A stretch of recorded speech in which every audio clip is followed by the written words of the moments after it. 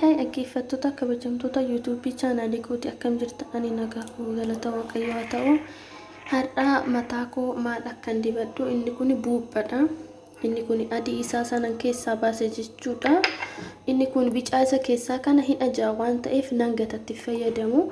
Amma isa kanatti wantaan itti makuu na waliin turaadha. Warri haaraa dhuftan like share comment gochuun maatii naa ta'aadha. Loomii gimmaasha jechuudha. Loomii gimmaasha itti cammaqa. Daqiiqaa 30 yoo isinitti tole mooyyuu sa'aatii tokko ga'u ofirra tursiisuun hin dandeessanii jechuudha. Amma loomii gimmaashaan itti cammaqa jechuudha. Warri maatii naa ta'a turtan guddaa galatooma. Warri maatii naan taane gaafii garaa na gaafachuu dandeessanii. Isa kana amma buuphaa ishee takkitti isa keessaa adii sanii fi loomii gimmaashatti godhee jira jechuudha. Amma kanan itti godhu vaatikaa qibaatii yookiin immoo qibaatii coconut hair oil kan jedhudha jechuudha. Isa kana isinitti mul'ata. Itti fayyadamaadha. Dhumarratti immoo mataa kiyya ergan miiccadheen fixeen booda baazilii fi vaatikaa qibaatiin itti makaa jechuudha. Na waliin turaadha. Hammam akkan itti godhu. Bakka inni kun hinga isa kana amma walittan makaa jechuudha.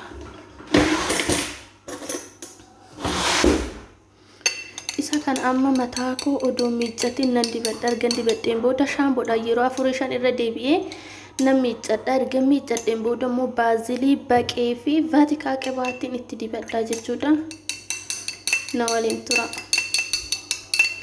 Mataa keenya kan walaa caccabe kan addarraan nu jalaa dhumee wantoota garaa YouTube kee jalaa argachuu waan dandeessaniif laayikii tuqaana jajjabeessa.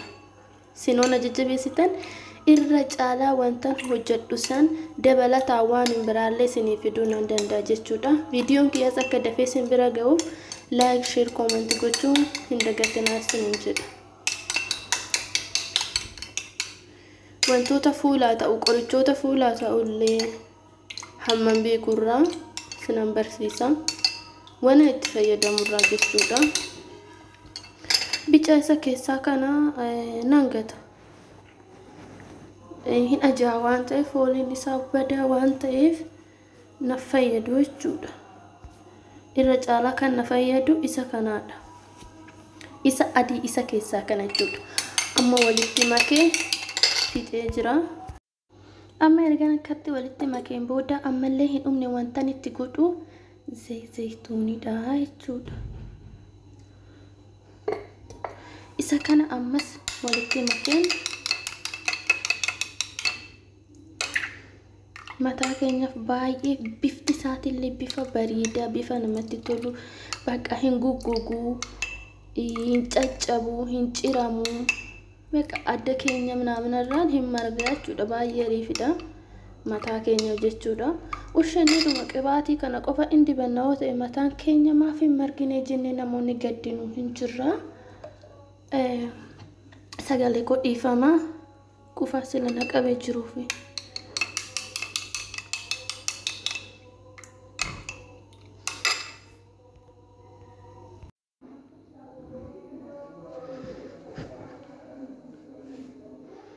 Duraan dursee shaashii ergan dibadhee booda kana mataatti hidhachuudha. Qopheeffadhee jira. Asitti peestaalii ergan dibadhee booda kana itti godhu.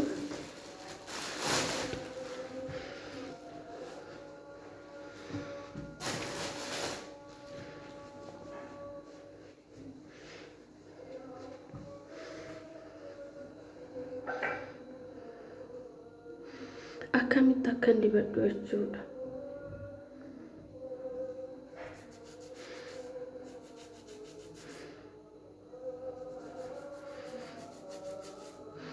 Ashaawwan qabaa jechuudha mataa kan koo dibattanii ushattanii odoon ashaaniin dhiiftan taanaan isinii marguu dhiisuu danda'a.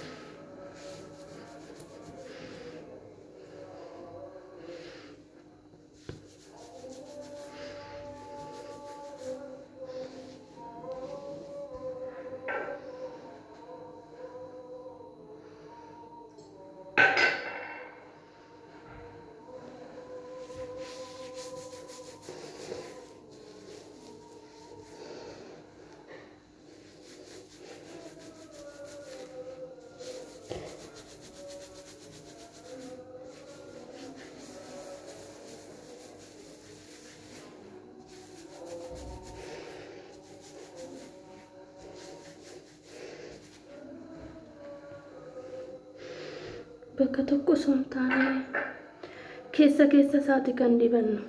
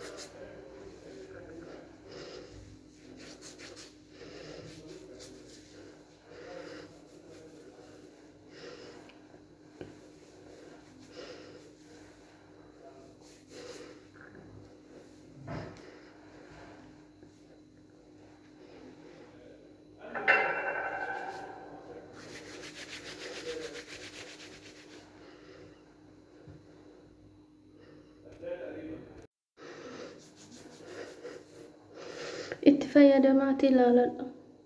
Warri mataan keessan gurraacha kan taane sirriitti bifasaa gurraacha isinii godha. Dibattanii dhiisuu osoo hin taane keessa isaa asha'u.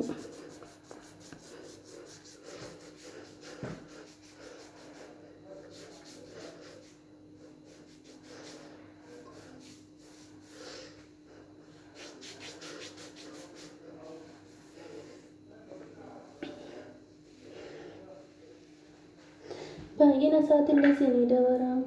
Addamaan illee isin jala dhume isinii marga.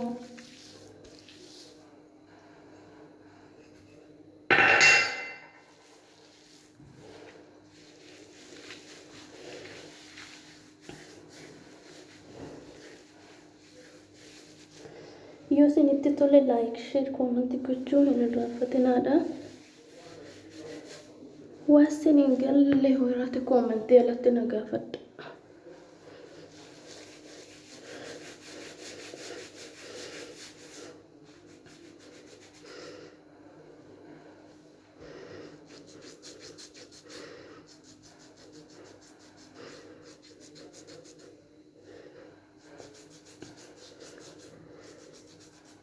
Mataan kiyya dura jechuudha asiin indaallee faaxuu ture. Hamma inni marge waa hufurraan kunuu kan inni margee erganitti fayyadame jechuudha.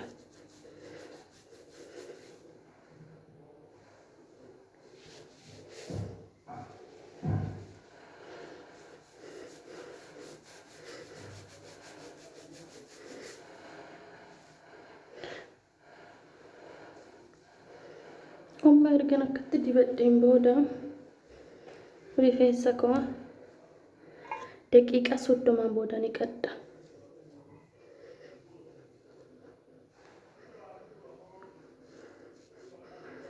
Daqiiqa 30 booda erga ni qaddeen booda irra deebi'ee immoo viidiyoo kanatti dhaassechuudha. Daqiiqa 30 booda erga ni qaddeen booda yookaan sa'aatii tokkoon booda erga ni qaddeen booda jechuudha. Waan itti fayyadamu viidiyoo isa lammaffaarraa hin argattan. Yoo isinitti tole like, share, comment gochuu hin irraanfatinaadha. Bye bye.